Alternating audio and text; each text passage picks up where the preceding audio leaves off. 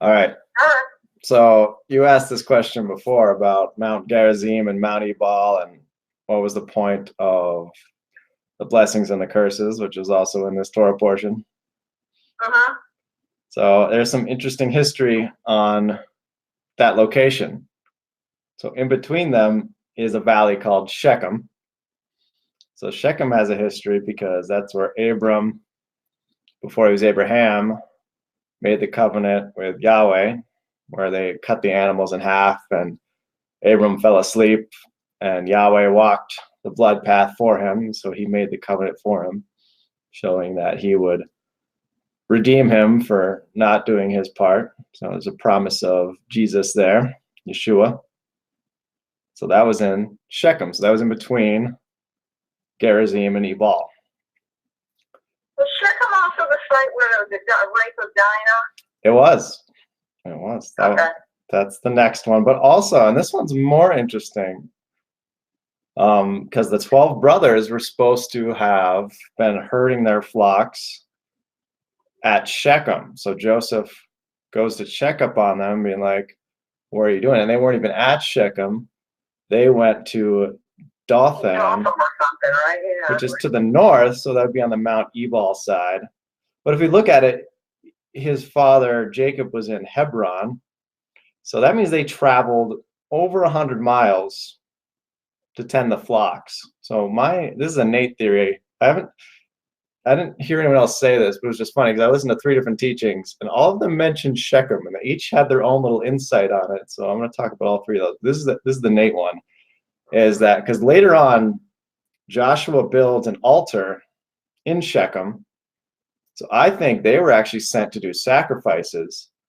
The reason they went to Dothan, whatever it's called, was because they knew that's where the caravan road was, and they were going to sell the animals instead for money, and just be like, oh yeah, we did the sacrifices, Jacob, because he was too old to travel.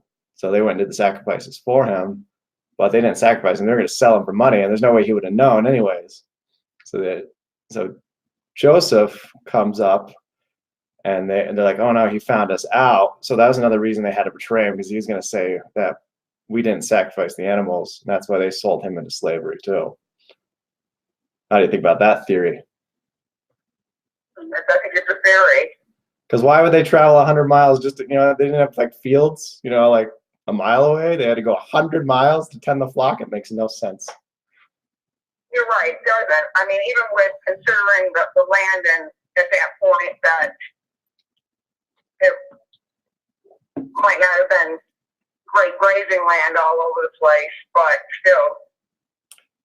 And this ties into the next one here, because Shechem continues on, because there's 12 brothers, and then we have in this story the Deuteronomy, and we're in where does it start? Deuteronomy 26, if you guys are reading along.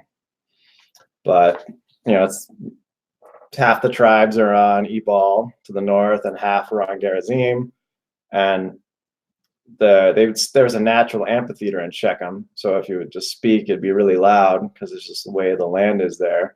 So they would shout the blessings to the north and to the south, or shout the blessings to Gerizim, which is actually in the direction of Judah, which I think is interesting, and the curses towards Ephraim in the north, which would have been the northern kingdom in the future, kind of showing that who of the 2 houses was the naughty ones, kind of predicted that as they go into Assyrian exile, because pretty much all their kings were bad and they were worshiping other gods and all that, which we'll get into later because Ezekiel talks about that, and some of the connected portions talk about that.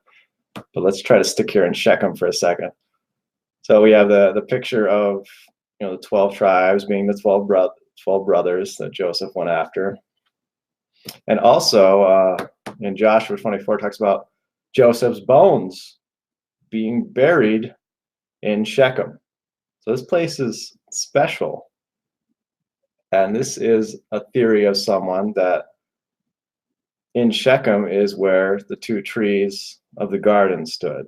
So you had the tree of knowledge and good of evil would have been on Mount Ebal, and the tree of life would have been on Gerizim.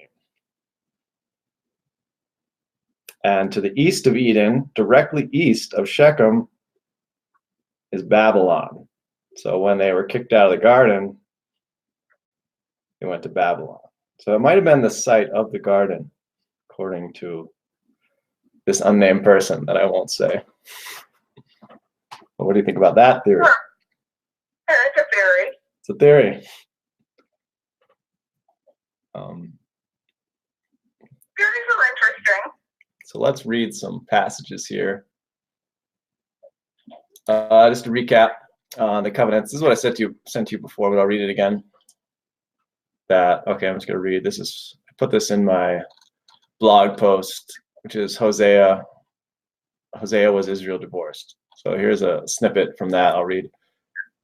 So I've come to see the covenants Yahweh has made with his people as a marriage relationship. So the Abrahamic covenant was about faith. So that happened at Shechem. So that was the wedding ceremony of Yahweh and Israel. And then the Mosaic covenant was about obedience. So the marriage vows between both parties that would keep the bond strong. And I see that being portrayed here in this Torah portion. So they were given the covenant and the Torah, but actually at this site, they were to take stones of lime to build the altar, because limestone, you can write upon it, and they were to write the whole Torah on the limestones, the entire Torah on these stones. And then they were pronounced, these blessings and curses. It's just like almost like a marriage covenant. So that's what we see with that kind of being connected here with them actually saying it. You actually have to say your vows, not just like, oh, I mean it in my heart, to actually like to say it and pronounce it. And then the third covenant here, and each of these covenants don't, annul the other covenant. They're all built upon the same covenant, is the new covenant or the renewed covenant. So this is about grace. So we had faith, obedience. We need to be obedient to our faith, because faith brings about action. And then grace, because in this Torah portion, it says that anything we do wrong, even if we mess up one time, that we've broken the covenant. So we need a redeemer. It's always about having a redeemer. So that is the grace part. So the renewed covenant is Israel divorcing herself by not keeping the marriage vows, and the relationship had to be renewed. So redeeming the bride is a process that involved Yeshua's death and resurrection as a new bridegroom and his second coming. Just as in Jewish culture, a man would go away for a year to build his home for a bride before bringing her there. You okay with that? Or is that just another theory? No, actually, that's very good. So I wanted to read from Ezekiel 37. This is not a connected portion, but it brings about some things that we just talked about here. So this is the dry bones.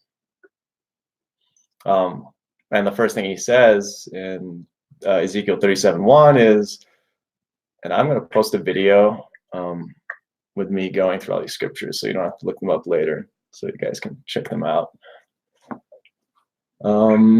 Carried me down in the middle of a valley. So we don't know what valley it was, but it's full of bones. So the reason Shechem was important, because Joseph wanted to be buried there to be near his father, and most of Israel was born there. So this might be that Ezekiel is going to Shechem. That's just another theory I have, but I think it's a cool one. So it's talking about the dry bones being brought together.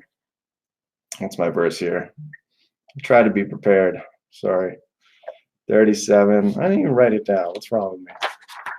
I know I wrote it down somewhere. All right.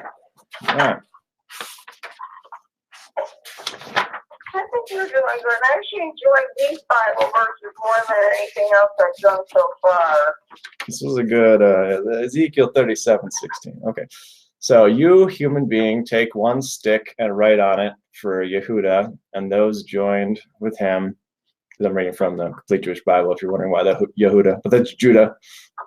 Those with him, the people of Israel. Next, take another stick and write on it for Joseph, the stick of Ephraim, and all the house of Israel who are joined to him.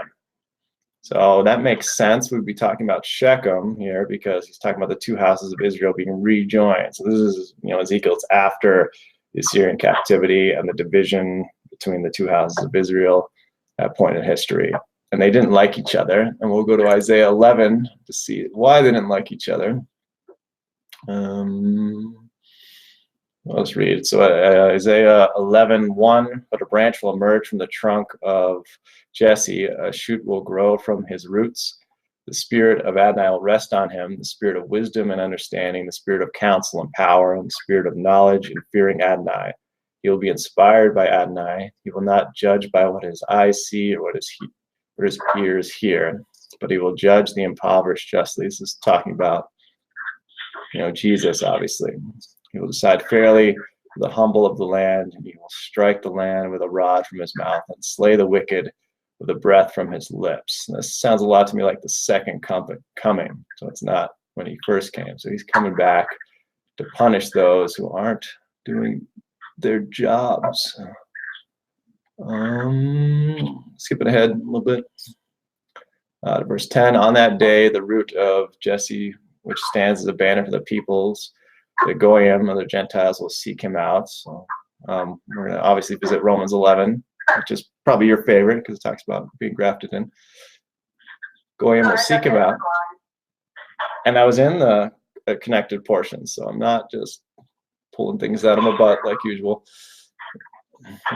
Goyim will seek him, and the place where he rests will be glorious. On that day, Adonai will rest his hand again a second time to reclaim the remnant of his people who remain among Asher, Egypt, Patros, Ethiopia, Eliam, Shinar, Hamat, and the islands in the sea.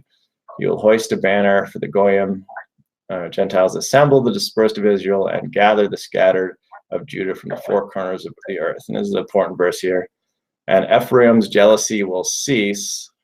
Those who harass Judah will be cut off. And Ephraim will stop envying Judah. And this is what I want you guys to comment on. And Judah will stop provoking Ephraim. So how does that look today is my question, because this seems like a very end-time prophetic passage. What is Ephraim's jealousy? And how will they be cut off? And how is Judah vexing or provoking Ephraim? And what does that mean? While you're giving me your answers, I will go to Romans 11 to read a little bit from that, because that's connected here. Because he's talking about, the two sticks being joined together, and we get the idea of being grafted into Israel. So as Gentiles, and I've also heard taught that Gentiles, Judea thought at the time of Jesus that the Gentiles, they actually considered those of the northern kingdom of Israel to be Gentiles. They didn't consider them part of Israel anymore, that they were divorced and no longer, and they needed to either join Judah and be a part of that, or they weren't a part at all. So they were considered Gentiles because Gentiles means nations, and probably Daniel will correct me on that, but they were scattered amongst the nations. And that's what Goyim is. So when Paul's addressing this, chapter 11, I would suggest everyone to read, and I would suggest reading it in the complete Jewish Bible, because it gives you a little different perspective, and try to think of not just Israel and Judah, but them being, Gentiles being two separate things. Because when we think Israel and Judah, yeah, every one who is in Judah is an Israelite. But how was I going to say that?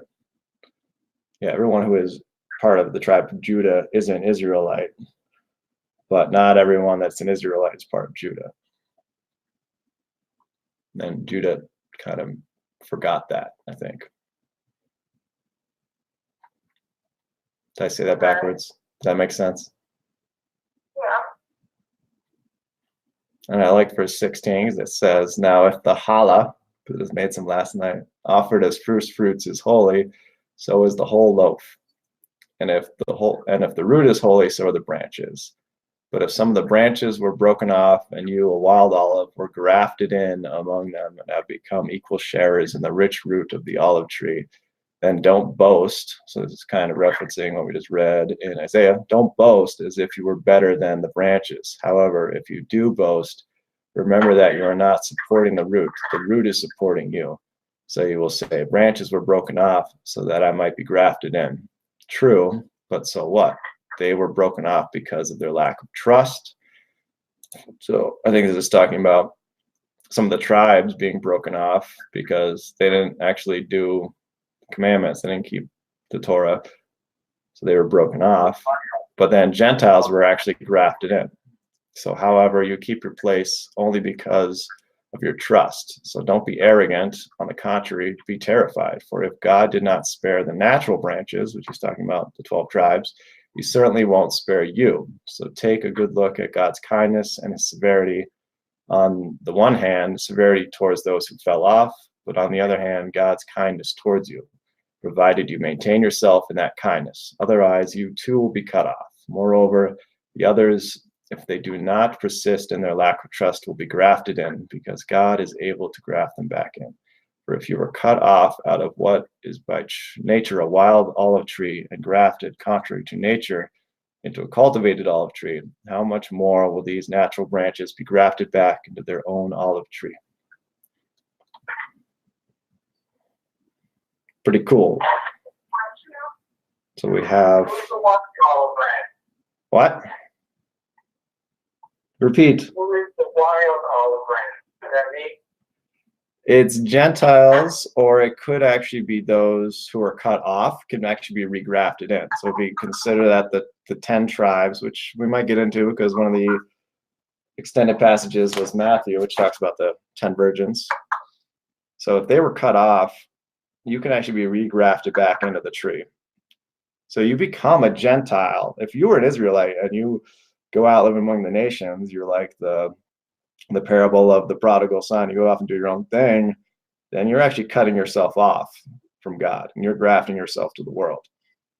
And it could be also people have never heard of, the Bible or the Torah or Jesus can actually be grafted in if they were a Canaanite or whatever and never heard of anything like this, can be part of the tree. So there's two answers to that. I have not looked at the comments in a while. I apologize.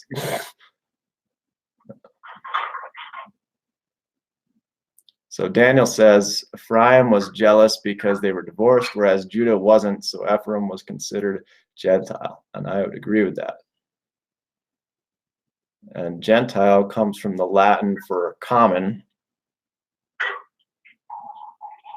And we could think common, maybe referring to meat, which was common, which was good meat, like beef could be good, but if it was offered to idols, then it became bad.